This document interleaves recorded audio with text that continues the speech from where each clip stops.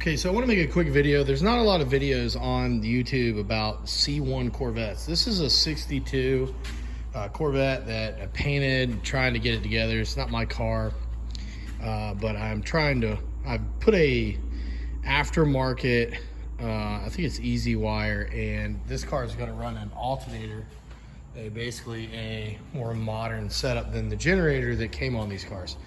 Well, the problem I'm running into, and I am not a professional at all, but this car, okay, you have a manual tach, no big deal.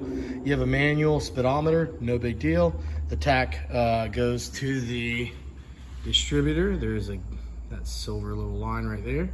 Runs straight to the tach, and then your speedometer would go to your transmission, no big deal. Temp gauge, no big deal. Fuel, no big deal. My problem I'm having, this is also mechanical, so this is going to work off of mechanical pressure. The battery gauge is not a traditional voltmeter. It is an ammeter. Supposedly, I didn't read into it a bunch, but it works off of the generator and it is wired into the horn somehow, some way. Not gonna look into that hard. You can do your own research and figure out how it works. But if you're running a new wire and harness and an alternator, you have to change this out.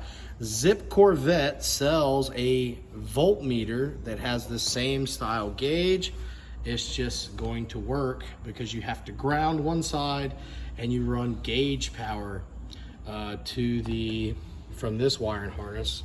Okay, so if you are putting an alternator and you are upgrading your wiring harness to a more modern wiring harness, which a lot of people do when they're restoring these, you have to replace that. You're either gonna have to run an aftermarket gauge or you're gonna have to buy that voltmeter gauge that matches the style of these from Zip Corvette. And I don't know if any other companies sell them, but that's my solution to that. So I just wanted to share that small, brief video with you guys to let you know that's how this car is gonna work.